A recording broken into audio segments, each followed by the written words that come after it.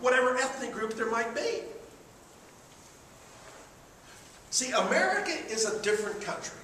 You know, the French live in France. The Russians live in Russia. The Chinese live in China. Where do Americans live? Is America a nationality? No. Your what? What's your ethnic background? English. English. Welsh and German. Mostly German. Mostly German. No. See, there's another example of it. I'm German on one side and Scott Irish and a little touch of Indian on the other. Okay. Now, let's see. Who's got Polish? Any Polish? Polish and what? Oh, okay. You didn't hear that. It's Polish and Scotch in English. Okay? You know what we would call that? That's a mongrel. Oh, no. It's called the mongrelization of the race. In the 1920s, a book came out called Passing of the Great American Race. And the race was white Americans. That was the race. Now, wait a minute. But who are these white Americans? Where did they come from? Well, they're the good white Americans. These are the English guys that get wrapped up with some Polish woman and kids. We don't want that because that's going to dilute. Isn't that what Hitler was concerned about? Okay. And remember, we pass laws in the United States that forbade blacks and whites from marrying. Miscegenation was against the law. It was against the law in West Virginia to marry a person of a different color until the 1960s or 70s. But you're going to dilute the DNA strain. That English strain is going to get diluted by the Polacks. We have Polak jokes, right? How many English jokes do we have? Let me tell you the one about the two Englishmen trying to change a light bulb. No. It's the two Polacks. Okay? And, okay, you see that point there. That when these people come in, because they're different, we reacted negatively to them. I mean, in 1882, the government of the United States passed what was called the Chinese Exclusion Act. We don't want any more Chinese in here. None. Zero. Exclusion Act. After World War I, we were worried about the immigrants coming into the United States. So we passed a bill called the National Origins Quota Act, 1924. And what we were going to do is regulate immigration. And this is how we were going to let people come in on a quota based upon the census of those foreign-born people. But we didn't use the census of 1920. And we didn't use the census of 1910. We went all the way back to 1890. Why? Because in 1890 there were fewer Eastern and Southern Europeans and Jews. So the law says whatever the quota shall be what the population was. But you put the population back to such a point that the quota is going to be small. Why? Because we don't particularly like those people.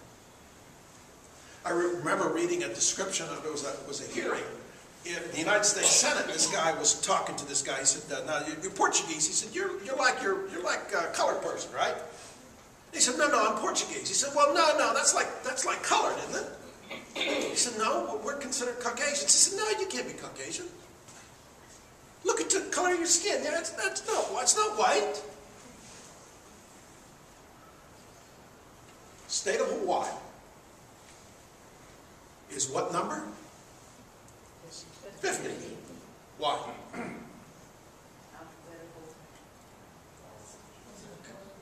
Because of the color of their skin. Alaska shouldn't have been a state probably until the 1970s. But Alaska doesn't have very many people with different colored skin. Hawaii did. And they're got your Javersak there. Oh, I come out of we lived in an apartment house. And university was about 2 miles away. I come out of the apartment house walking, and there's a woman coming down the street, and she stops me. She said, "Excuse me, sir." She said, "I saw you just come out of that apartment." She said, "Is that a new apartment house?" I said, "Yes, it's brand new. We're first group in there." He said, "Nice." I said, "Oh, yeah, it's a nice one-bedroom. It has washer and dryer, and partially furnished. We have a pool. We have covered parking. It's very nice." I said, "Oh, that sounds good." You got Japs in there?" I said, "This is 1967. I said, "This is Hawaii." That's what I told her. I said, "This is Hawaii. A third of the population is Japanese. So I wouldn't live there." And she walked on her way. Don't blame me. It's Japanese.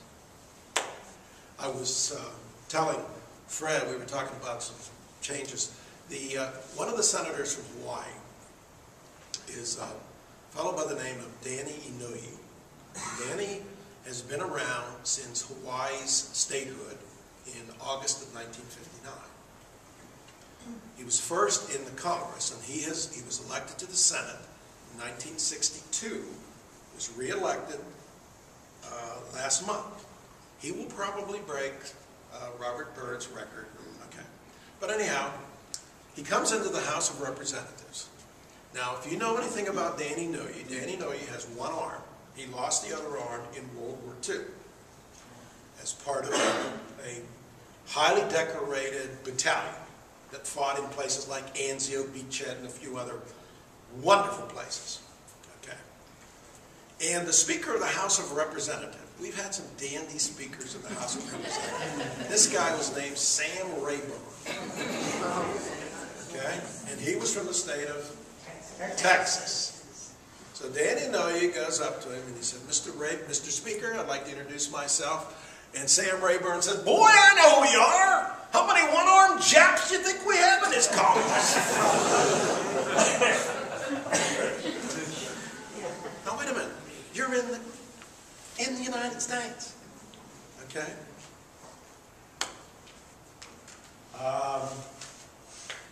You see, in the first part of the 20th century, we were a diverse city. In the state of West Virginia, in the 1910 census, that's my favorite census, and one of the reasons is, it's 100 years. 4.7% of West Virginia was foreign born. 4.7%. It's only 1.7 now. Ohio County was 11.5%. And Wheeling was 13%. Now, to give you something to compare that with, the next largest city in West Virginia was Huntington. Its percentage of foreign-born, 1.6%, which is smaller than the percentage of foreign-born who live in West Virginia today. So when people would come up to this area, they would say, "Boy, that part of West Virginia is different. Look at the churches they have. They've got St. Alphonsus. They've got St. Stanislaus. They've got Sacred Heart of Mary up in Weirton. They've got St. Paul's up there in Weirton. They've got St. Anthony's. My goodness gracious. Look at all the Catholics that are up there. But they got Jews up there too. Because remember, 100 years ago, Wheeling didn't have just one synagogue. They had 3. Weirton had a synagogue. I mean, we were different. You had people with strange-sounding last names. And if you want the best description of that ethnic heritage, I would direct you to an essay that appeared 50 years ago in a magazine that's now defunct called Holiday Magazine. The writer is Davis Grubb, G-R-U-B-B. You might remember Davis Grubb's book, what's it called?